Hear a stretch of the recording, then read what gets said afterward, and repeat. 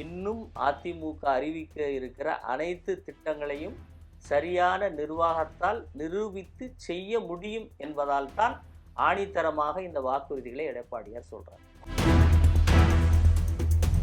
உதயநிதி ஸ்டாலினும் அவங்க மச்சானும் 30,000 கோடியை வைத்துக்கொண்டு என்ன செய்வதென்று தெரியாமல் திணறிக் கொண்டிருக்கிறார்கள் சொன்னார். அந்த குழு கொடுத்ததை இவர் செய்திருக்கார். அதனால முதலமைச்சராக இருந்து இவர் நிர்வாகம் பண்ணார்னு எங்கேயாவது ஏன்ட்ட கேட்ட மாதிரி வேற யார்ட்டையாவது கேட்டிங்கன்னா அது ரொம்ப தப்பா போயிட போகுது. அப்பனா நீங்க ஸ்டாலின் முதல்வர்ன்ட்டு ஏத்துக்க மாட்டீங்க? நான் மட்டுமா சார், பொம்மை முதலமைச்சர் ஊரே சொல்லுது சார். தமிழக வாக்காளர்களுக்கு தெரியும் சார், அதிமுக கொடுக்கிற வாக்குறுதி நிறைவேற்றுவதற்கான வாக்குறுதி என்பது தமிழக வாக்காளர்களுக்கு தெரியும். அதே மாதிரி திமுக ஆசையை தூண்டும் என்பதும் அவர்களுக்கு தெரியும்.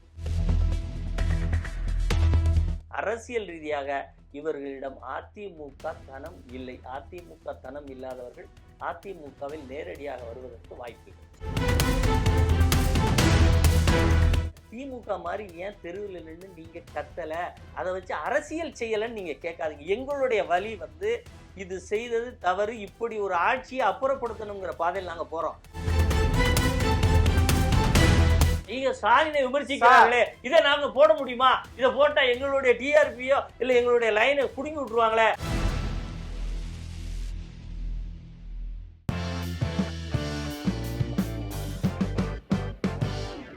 எம்டி நேயர்களுக்கு வணக்கம். அதி வீர ராம பாண்டியன் அதிமுக செய்தி தொடர்பாளருக்கு வணக்கம் சார். வணக்கம் சார். என்ன சார் எடப்பாடி அவர்கள், அதாவது ஸ்டாலின் இப்ப செய்யற தப்ப திரும்ப திரும்ப செய்யறாரு, தப்பு இல்லையா? என்ன தப்பு சொல்லுங்க, என்ன எந்த மாதிரி? உங்களுக்கு ஒன்றும் தெரியாது? எனக்கு புரியல நீங்க கேட்கல.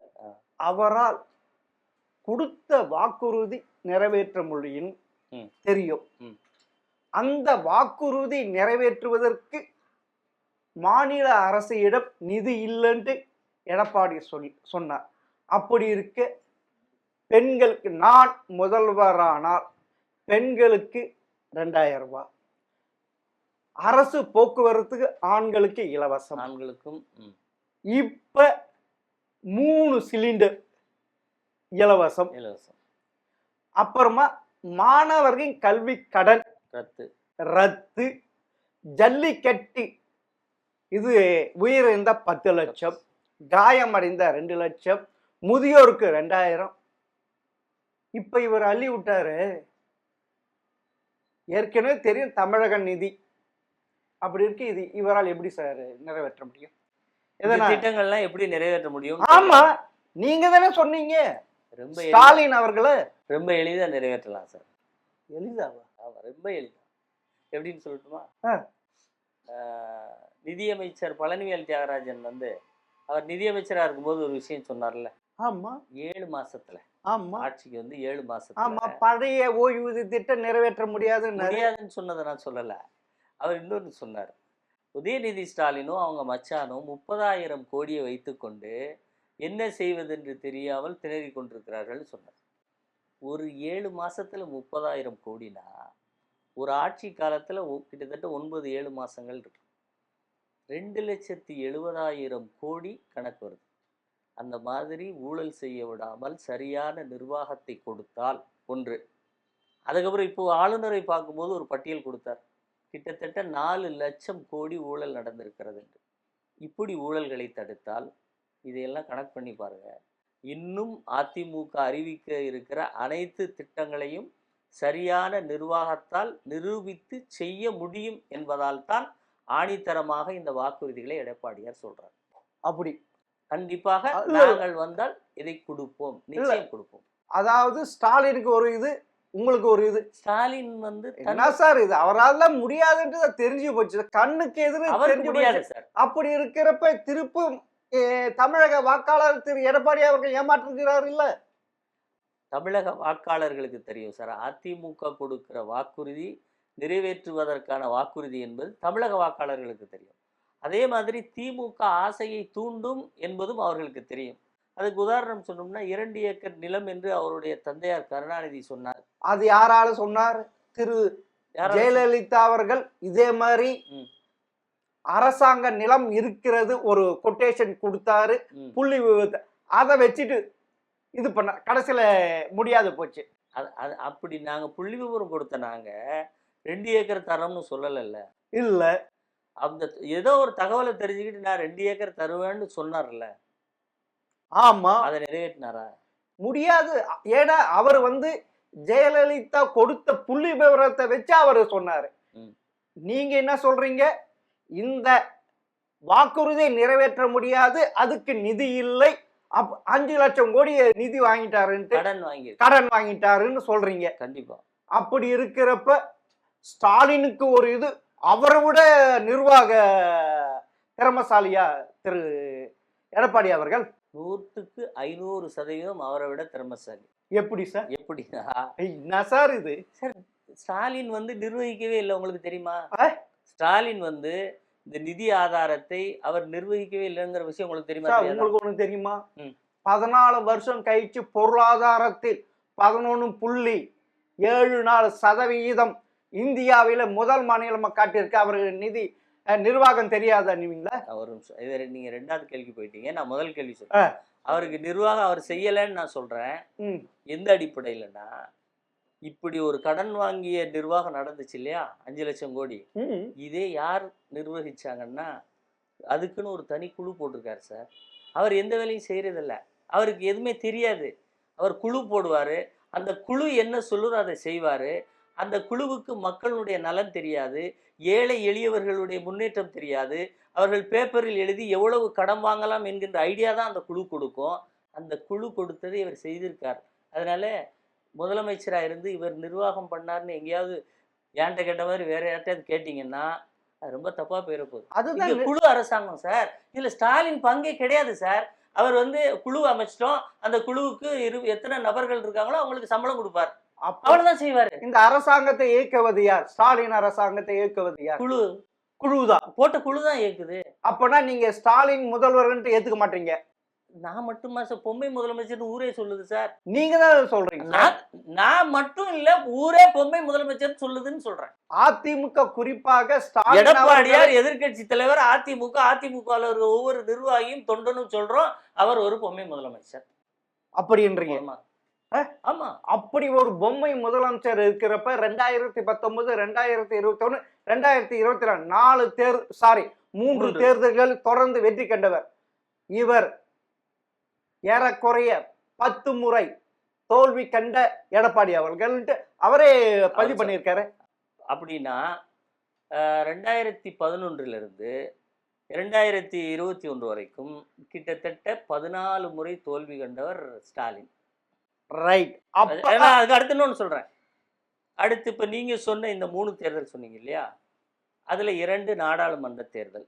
அந்த 2 நாடாளுமன்ற தேர்தலும் காங்கிரஸா பிஜேபியா என்பதற்காக நடத்தப்பட்ட தேர்தல் தான், தமிழ்நாட்டுக்கு நடந்த தேர்தல் இல்லை. 2 அடுத்து சட்டமன்ற தேர்தல். 2021 இவர் எப்படி ஜெயித்தார்? இப்படி நிர்வகிக்க தெரியாதவர்னு அடுத்த கேள்வி உங்களோடது. அந்த 2021 ஆட்சி மாற்றம் என்பது வெறும் 43 தொகுதிகளை அதிமுக இழக்கிறதுனால் மெஜாரிட்டி அடைய முடியல. அந்த 43 தொகுதிகளில் அதிமுக மிக குறைவான வாக்குகளில் தோற்ற தொகுதிகள் என்று எடுத்தால் வெறும் 1,83,000 வாக்குகளில் தான் இந்த ஆட்சி மாற்றமே நடந்திருக்கிறது. அதனால இங்கே ஏதோ பிரளயம் நடந்து ஒரு மிகப்பெரிய வாக்கு போய் திமுகவிடம் சேர்ந்து அதன் மூலம் திமுக ஆட்சி அமைக்கவில்லை. அந்த 1,82,083 எப்படி திமுக பக்கம் செஞ்சு போச்சு? எடப்பாடி ஆட்சி காலத்தில் திமுக சரியாக எதிர்கட்சியாக செயல்பட்டது. அவர்களுடைய 3 தான் முக்கியமானது. ஒன்று தூத்துக்குடி துப்பாக்கி சூடு, சாத்தாங்குளம், பொள்ளாச்சி கற்பழிவு. இந்த 3 எடுத்து போயிட்டு ஃபயர் பண்ணாங்க சார். அதனால அந்த 1,83,000 திரும்பிச்சு. இதுவே இந்த திமுக ஆட்சியில் 1 வாரத்துக்கு முன்ன நந்தன கல்லூரியில் திமுக பிரமுகரை நிர்வாகியே அவருடைய நண்பர் அங்க பணிபுரிந்த சமையல்காரர் 3 பேரும் கூட்டு பாலியல் செஞ்சாங்க.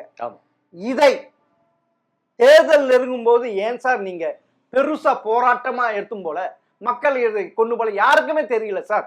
இப்ப நான் டாக்ஸில வந்த அவர்கிட்ட கேட்ட அப்படியா அப்படி ஒண்ணு நடந்துச்சா, இது எவ்வளவு பெரிய இது அதிர்ச்சி. அப்பனா எதிர்கட்சியான எடப்பாடி சரியாக செயல்படவில்லை. இல்ல அப்படி இல்ல, நீங்க சொல்ல வர கான்செப்ட் ரொம்ப இயல்பா சொல்றேன். ஒரு இடத்தில் நடந்த ஒரு குற்றச்செயலை, குறிப்பா பொள்ளாச்சினே சொல்லுவோம், பொள்ளாச்சியில் நடந்த ஒரு குற்றச்செயலை, யாரும் விரும்பாத செயலை, உலகமே கண்டிக்கக்கூடிய ஒரு செயல்னு கூட வச்சுக்கலாம். அப்படி ஒரு செயலை தங்களுடைய அரசியல் ஆதாயத்திற்காக எடுத்து அரசியல் மட்டுமே செய்தார்கள். ஒன்று. வெற்றி பெறுவதற்கு அதுதான் முக்கியம். அதுக்கு நான் அடுத்து வரேன். அதற்கு வெற்றி பெறுவதற்கு இந்த 3 காரணிகள் தான் முக்கியமா அப்படின்னு கேட்டீங்கன்னா அது கிடையாது.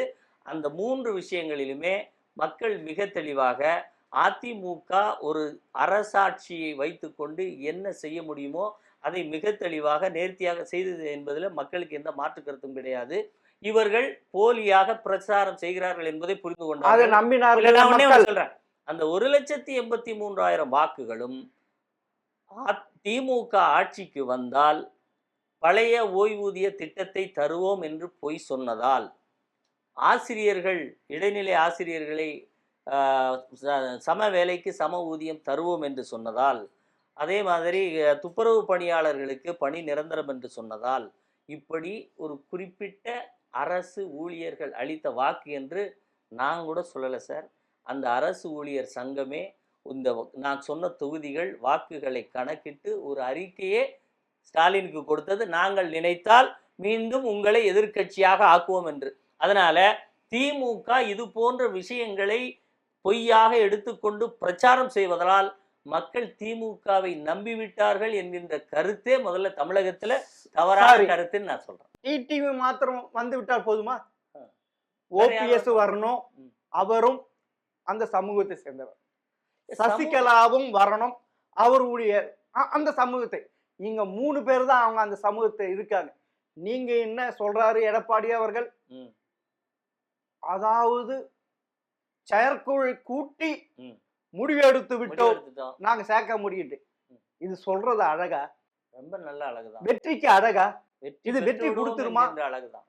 வெற்றி மிகப்பெரிய வெற்றி அடையலாம். ஓபிஎஸ்ஐ நீங்க சொன்ன சமுதாய மக்களாக இருக்கட்டும், அவருடைய சமுதாய மக்களாக இருக்கட்டும், ஓபிஎஸ் என்பவரை பரவாயில்ல இவரையும் சேர்க்க வேண்டும் என்று சொன்னவர்களாக இருக்கட்டும், ஓபிஎஸ் உடன் இருந்தவர்களை எல்லாம் திமுகவுக்கு அனுப்பிவிட்டு இப்போது இருக்கிற ஓபிஎஸ் தலைமை பண்பு என்றால் என்ன என்பது தெரியாதவராகவும், அதிமுக சிந்தனையும் தனமும் இல்லாதவராகவும், அவர் அதிமுகவில் வர வேண்டிய அவசியமே இல்லை என்று அவர் கூட இருப்பவர்களே இப்போது சாறை சாறையாக எதிர்க்கட்சி தலைவர் எடப்பாடியை பார்த்து எங்களுக்கு நேரடியாக அதிமுகவின் தலைமையை பார்க்க வழி தெரியும், கட்சிக்குள் போவதற்கு வழி தெரியும் என்று வந்துகிட்டு இருக்காங்க.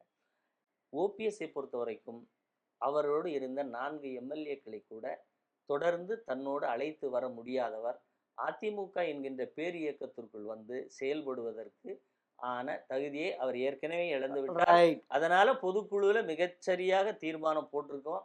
அந்த தீர்மானத்தின்படி அதிமுகவினுடைய அனைத்து தொண்டர்களும் இன்றைக்கு ஒரே மனநிலையில் இருக்காங்க. அவர் ஓபிஎஸ் எப்படி டிடிவி தினகரன் யதார்த்த நிலையை புரிந்து கொண்டு புரட்சி தலைவி அம்மா என்பவருடைய ஆட்சி வேண்டும் என்கின்ற ஒரு நிலையில், ஒரு புரிதலில் அவர் கொண்டு வந்த அரசியல் பாதையில் பயணித்தவர் என்கின்ற அடிப்படையில் இதுதான் சரியான தீர்வு என்று எடுத்தாரோ அதை போல ஓபிஎஸும் எடுத்தால் அவருக்கு உண்மையிலேயே அம்மாவின் மீது இந்த இயக்கத்தில் பயணித்ததற்கான நன்றியை செலுத்துவதற்கான இன்னொரு வாய்ப்பு இருக்கிறது.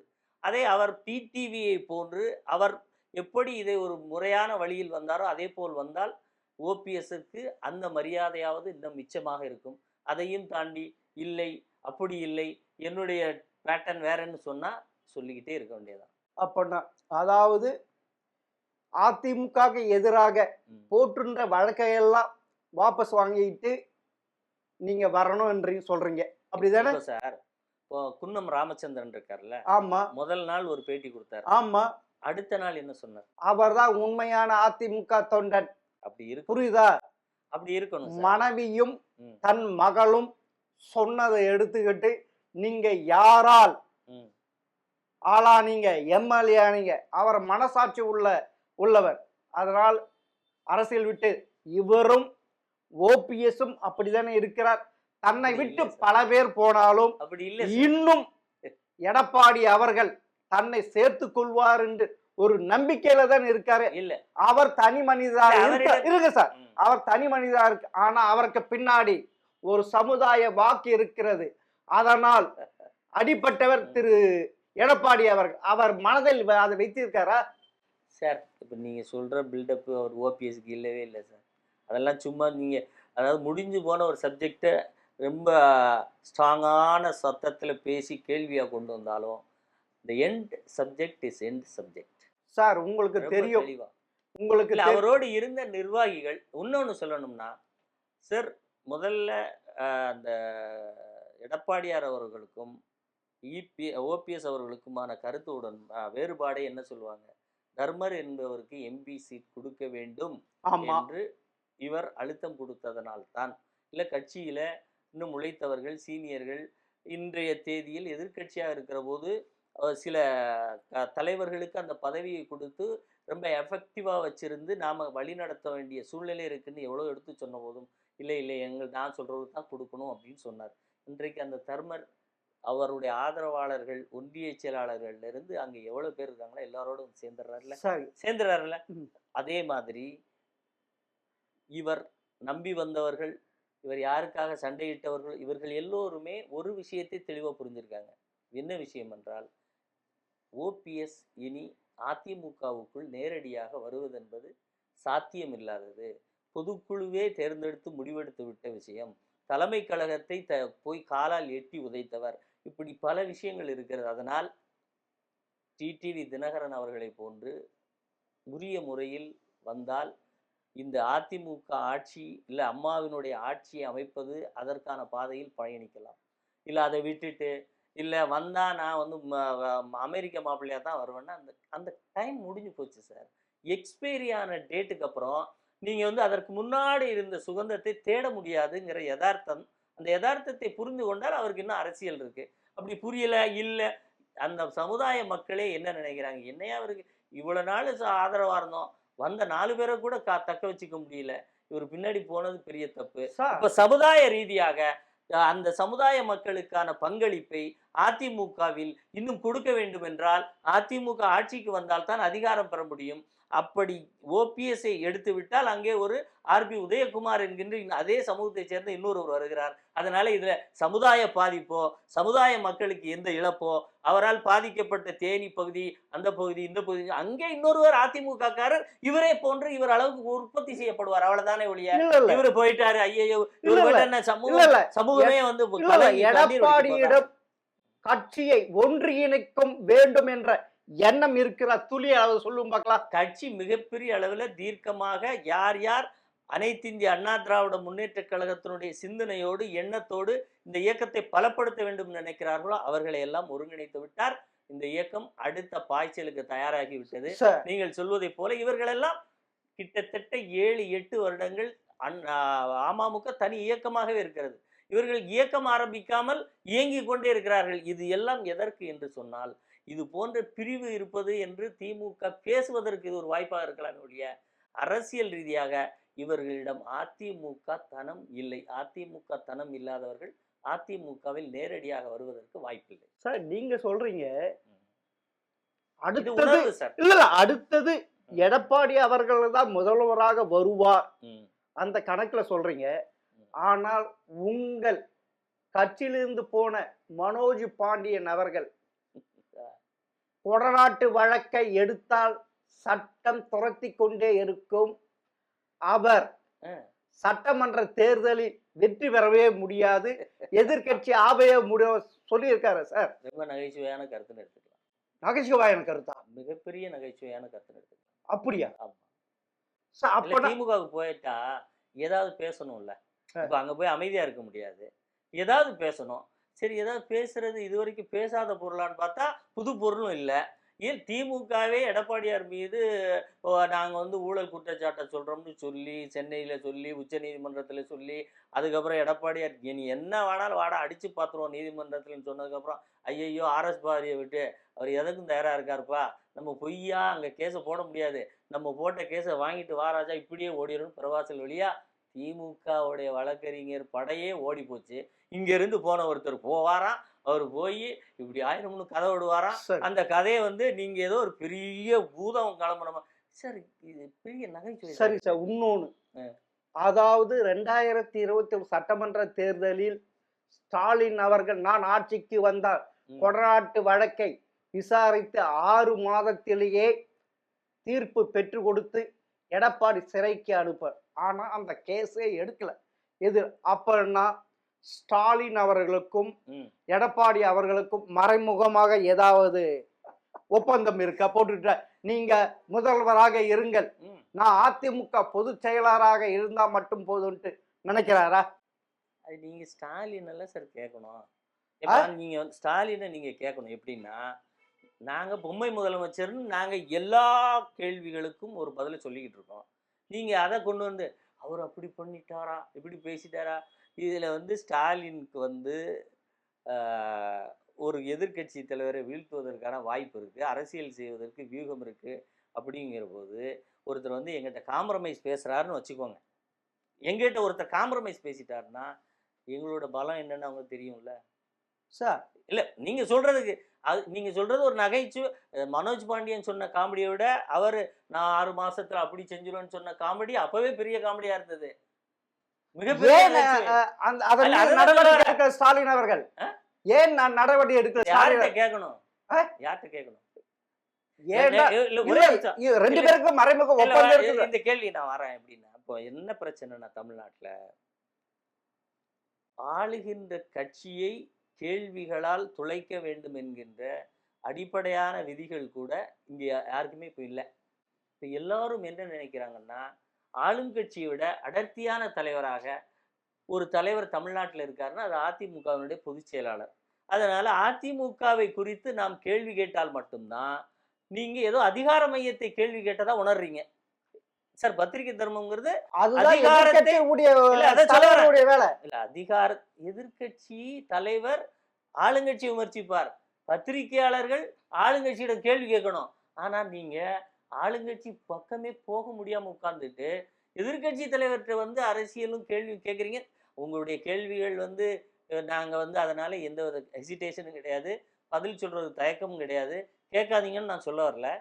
ஆனால் எங்களிடம் கேட்கப்படுகின்ற கேள்விகளில் 100ல் 2 கேள்விகளையாவது அரசுக்கு எதிராக அதிகாரம் வைத்திருப்பவர்களிடம், அதிகாரத்தை கையாண்டு கொண்டு கையாடல் செய்பவர்களிடம், ஊழல் செய்பவர்களிடம், பெண்களுக்கு எதிரான குற்றங்களை 33% அதிகரித்தவர்களிடம், குழந்தைகளுக்கு எதிரான குற்றங்களை 55% அதிகரித்தவர்களிடம் கேட்கிறீர்களா? கேட்கப்படுகிறதா? சார், இவ்வளவு புள்ளி விவரம் சொல்லியிருக்கு. இதற்காக பெரும் போராட்டத்தை நடத்தி மக்களிடம் கொண்டு போனீங்களா ஒரு எதிர்கட்சி தலைவர்? இல்ல அதுதானே இது இந்திய கம்யூனிஸ்ட் மாநில செயலாளர் வீரபாண்டியன் கேட்கிறார். 4.5 வருடமாக இருக்கிறீங்களே, ஏதாவது போராட்டம் நடத்தினீர்கள்ட்டு? அது நல்ல கேள்வி சார். ஒவ்வொரு முறை இது போன்ற தவறுகள் நடக்கிற போதும் அனைத்து மாவட்ட தலைநகரங்களிலும் எங்களுடைய மகளிர் அணியின் மூலம் யாருக்கு தெரியும் நீங்க நடத்தின போராட்டம்? நீங்க நடத்தின போராட்டம் யாருக்கு தெரியும்? அதுதான் சொல்ல வரேன் சார். மாதத்திற்கு 3-4 முறை போராட்டம் நடத்தி நீங்க புள்ளி விவரம் சொல்ல சார். எது என்ன யூஸ்? அததான் நான் சொல்ல வரேன். என்ன யூஸ் அப்படின்னா இப்ப நீங்க நாங்க நடத்துற போராட்டம் உங்களுக்கு தெரியாதுன்னு சொல்ல மக்களுக்கே தெரியல. நான் சொன்ன இது நந்தனா இல்ல சார், கலைக்கல்லூரி இப்படி ஒரு நடந்திருக்கு, இங்க சென்னை இருக்கல தெரியல. அந்த லட்சணத்தை எதிர்கட்சி இருக்கிற தேர்தல் வரப்போகுது. அதாவது நந்தனம் பிரச்சனையாக இருக்கட்டும், வடமாநில பெண் ஒருவரை பாலியல் ரீதியாக துன்புறுத்தி கொலை செய்து அவர் கணவர் குழந்தையை கொன்ற விஷயமாக இருக்கட்டும், இது அனைத்திற்கும் கண்டனத்தையும் அறிக்கையும் மிகப்பெரிய அளவில் இருங்க நான் சொல்லிக்கிறேன். நீங்க எதிர்பார்த்து சார், நாங்க அதிமுக முதல்ல நீங்க அதை புரிஞ்சுக்கோங்க. திமுக மாதிரி ஏன் தெருவில் நின்று நீங்க கத்தலை, அதை வச்சு அரசியல் செய்யலைன்னு நீங்க கேட்காதீங்க. எங்களுடைய வழி வந்து இது செய்தது தவறு, இப்படி ஒரு ஆட்சியை அப்புறப்படுத்தணுங்கிற பாதையில் நாங்க போறோம். நீங்க என்ன சொல்றீங்கன்னா, இல்ல நீங்க வேஷம் போட்டு தெருவில் நின்று கத்தி இதெல்லாம் சார், திமுகவினுடைய இந்த தகுடு திட்டங்களை, அரசியலை மக்கள் புரியாமல் இருந்திருந்தால், இல்ல மக்கள் மிகப்பெரிய வாக்குகளை அளித்து இங்க பாத்தீங்களா டிஃபரன்ஸ் சொல்லியிருந்தா, நீங்க சொல்ற மாதிரி நாங்க வேஷம் போட்டு லோலோன்னு கத்தணும். ஆனால் மக்களுக்கு ஒரு விஷயம் மிக தெளிவாக தெரியும். ஒரு சிறு வாக்கில், அதாவது 1,83,000 வாக்கில் தான் இந்த ஆட்சி மாற்றம் நடந்திருக்கிறது என்றால், எடப்பாடியார் மீதும் அதிமுக மீதும் மக்களுக்கு எந்த ஒரு கசப்புணர்வோ எதுவுமே இல்லை என்பது மிக தெளிவாக தெரிகிறது. இந்த மார்ஜினை உடைப்பதற்கு நீங்கள் சொல்வதை போல் நாங்கள் அவர்களைப் போல, அதாவது கேடு கெட்டு கேவலமான நிலையில் கூட நின்று அரசியல் செய்யக்கூடியவர்கள் அல்ல. எத்தகைய நிலை வந்தாலும் தமிழ்நாட்டு மக்களை காப்போம். இது போன்ற தொல்லைகள் நடக்காது இருப்பதற்கான வழி, முயற்சி இதைத்தான் நாங்க யோசிப்போமே. உங்களுக்கு ஒரு சட்டம், விஜய்க்கு ஒரு சட்டமா? நாங்கள் ஏன் பெரிய அளவில் போராட வேண்டும்? பனையூர் பண்ணையாரே ஏன் கரூர் விஷயத்துக்காக வெளியே வந்து போராடவில்லைன்னு கேக்குறீங்க? விஜய்க்கு வருவோம். நாங்க போராடவில்லைன்னு நீங்க சொல்றதுனால நாங்க போராடிக்கிட்டு இருக்கோம்னு நான் சொன்னேன். யாருக்கு தெரியும் நீங்க சொல்றீங்க. அப்போ நான் முதல்ல சொன்ன மாதிரி தான். இல்ல நான் முடிச்சிடுறேன். ஒரு பத்திரிகை அதிகாரத்தில் உள்ளவரை கேள்வி கேட்காம அதே மாதிரி சொல்ல வரேன். எதிர்கட்சிகள் நடத்துகிற போராட்டம் தெரியாது என்று சொல்வது ஒரு மிகப்பெரிய ஆபத்து இல்லையா? எவ்வளவு எங்களுக்கு தெரியும். அந்த போராட்டத்தில் நாங்கள் என்ன பேசியிருக்கிறோம், எவ்வளவு பேசியிருக்கிறோம், ஒவ்வொரு முறையும் பேசுகிற போது பெண்களுடைய வலி ரணம் எல்லாம் எப்படி எடுத்து வச்சிருக்கோன்னு அதை யாருமே நீங்க டெலிகாஸ்ட் பண்ணாம மக்களிடம் கொண்டு செல்லாம, சார் நீங்க நடத்தினது தெரியலன்னு சொல்லிட்டீங்கன்னா, அப்பனா நீங்க போராட்டம் தெரியலன்னு சொன்னா, அப்போ இங்க இருக்கக்கூடிய ஊடகங்கள் அரசுக்கு எதிரான எந்த ஒரு செய்தியையும், இந்த திமுக கொடுங்கோல் ஆட்சிக்கு எதிரான ஊடகங்கள் விடு எல்லாம் எதிர்க்கட்சி தலைவர் எடப்பாடி செய்ய வேண்டிய. அப்படி நீங்கள் மறக்கடித்து உங்களுக்கு தெரியாமல் இருந்தாலும், நாங்கள் ஒரு மனிதன் இன்னொரு மனிதனுக்கு அவனுடைய செவி வெளியை சொல்லுகிற செய்தியாக எங்களுடைய போராட்டத்தையும் நாங்கள் செய்து கொண்டிருக்கிற நிலையையும், அதிமுக இதையெல்லாம் மீட்டெடுக்கும் என்கின்ற தகவலையும் மனிதனுக்கு மனிதன் சொல்லிக் கொண்டிருக்கிறோம். சார் அது நீங்க உங்களுக்கு மாசம் நீங்க வரலன்னா அது உங்களுடைய தவறு. உங்களுக்கு அதை ரசிக்காம இருக்கலாம்.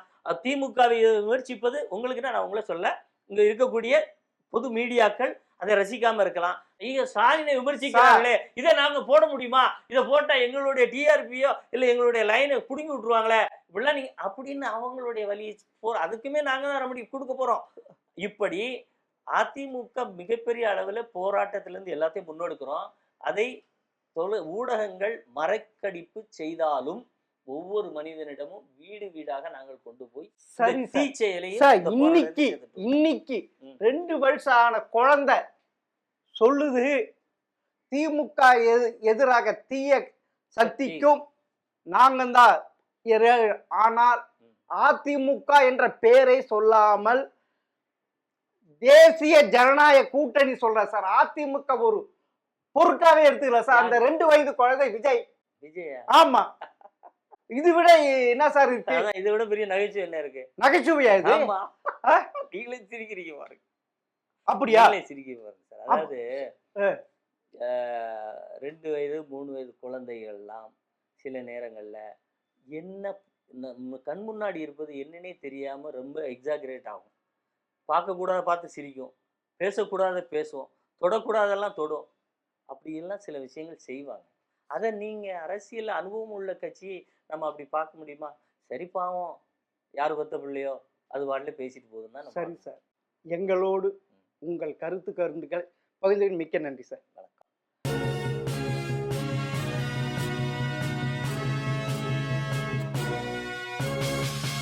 உடனுக்குடன் அப்டேட் தெரிந்து கொள்ள ஜெம் டிவி தமிழ் ஆப்பை இன்ஸ்டால் செய்யவும்.